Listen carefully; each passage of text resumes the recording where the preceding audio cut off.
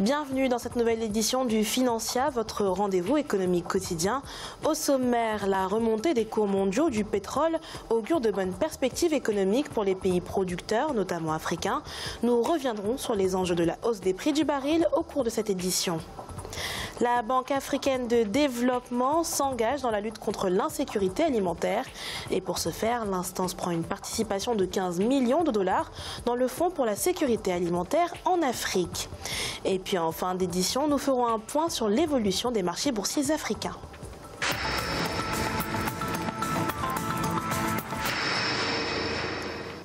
Les cours mondiaux des hydrocarbures affichent une embellie depuis fin mai 2018, une remontée qui augure de bonnes perspectives économiques pour les pays producteurs, notamment africains. Quelles retombées faut-il envisager pour les pays producteurs du continent? Élément de réponse dans ce sujet d'Ibrahima Dumaba. Depuis le 25 mai 2018, les cours mondiaux du baril de pétrole ont atteint 78 $. Cela représente une hausse de 30 $ en une année. Si l'on en croit certains observateurs, cette flambée des prix du brut augure de très bonnes perspectives macroéconomiques pour les pays producteurs, à l'image des pays africains affectés au cours des dernières années par la chute drastique de leurs recettes fiscales.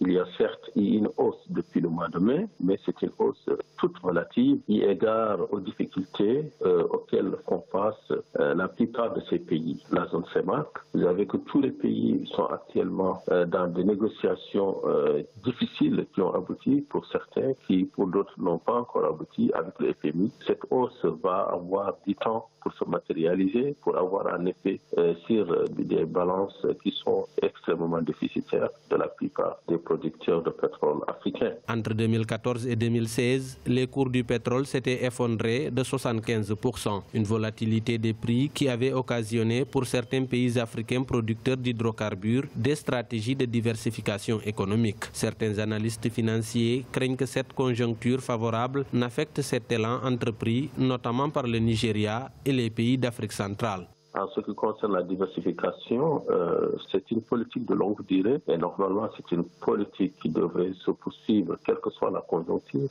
pétrolière à la hausse ou à la baisse, mais diversifier suppose s'industrialiser, ce qui suppose disposer de coûts de facteurs compétitifs, comme par exemple l'énergie. Disposer aussi d'un marché, parce que n'oubliez pas que la crise du pétrole a révélé, en ce qui concerne encore le cas de l'Afrique centrale, le vrai pétrole peut-être c'est l'intégration régionale, parce qu'on ne peut pas parler de diversification dans des frontières étroites, sans coût de facteurs compétitifs et sans une vraie politique d'industrialisation. Les analystes du marché pétrolier projettent le prix du baril de brut autour de 80 $. Cela permettra à des pays comme le Tchad, le Gabon et le Congo d'engranger des ressources pour éponger leurs dettes publiques très élevées à la suite des baisses de leurs recettes pétrolières entre 2014 et 2016. Depuis la crise de 2008, la consommation mondiale de pétrole est en légère croissance d'1,6% en 2017, selon Francis Perrin, chercheur associé à l'OCP Policy Center à Rabat, au Maroc.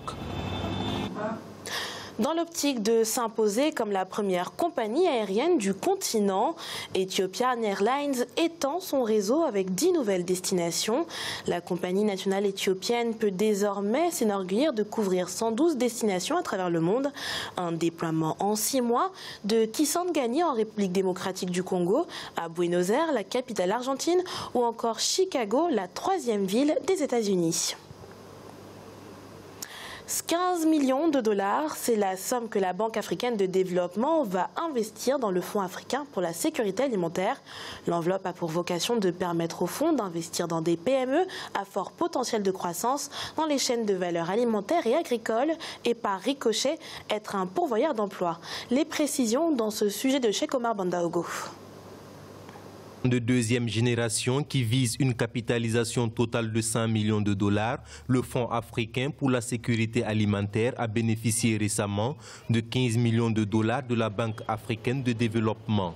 Cet investissement s'inscrit dans l'optique de soutenir les actions des petites et moyennes entreprises agro-industrielles en Afrique subsaharienne et d'améliorer la sécurité alimentaire sur l'ensemble du continent. Considérant les besoins largement sous-financés du financement agricole en Afrique, La politique d'investissement du fonds implique le déploiement d'instruments de capitaux propres ou de quasi-capitaux pour fournir des capitaux d'expansion dans la majorité des cas avec un ticket moyen de 6 millions de dollars. Le Fonds africain pour la sécurité alimentaire investira dans des petites et moyennes entreprises à forte croissance opérant dans les chaînes de valeur alimentaire et agricole.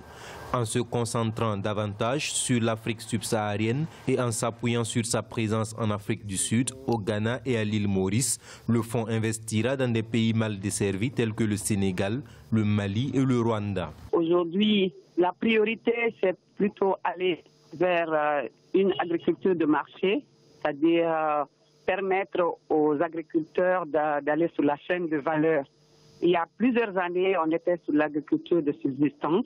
Aujourd'hui, ces montants permettent aux PME agricoles de pouvoir investir dans les équipements, dans la formation, dans les outillages améliorés pour leur permettre justement d'aller sur le marché.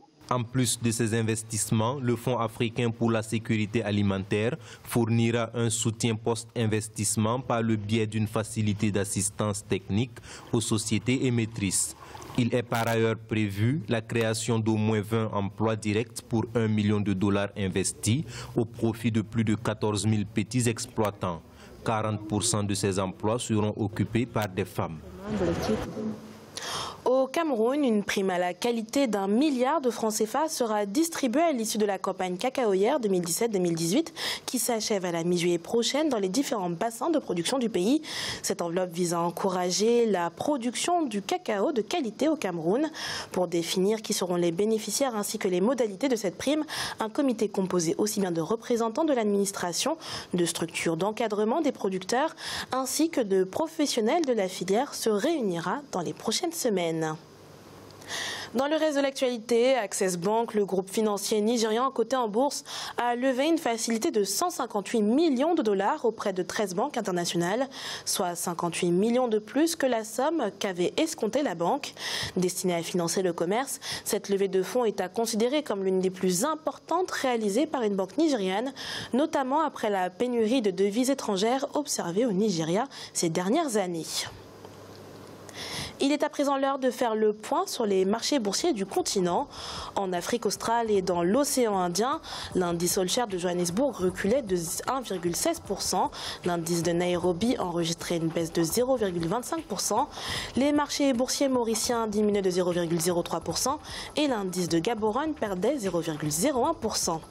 En Afrique de l'Ouest et centrale, l'indice nigérian perdait 0,26%.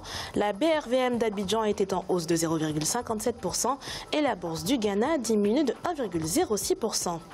Enfin, en Afrique du Nord, l'indice tunisien remontait de 1,41%, l'indice égyptien gagnait 2,18% et quant au Moroccan All-Share, il perdait 0,34%.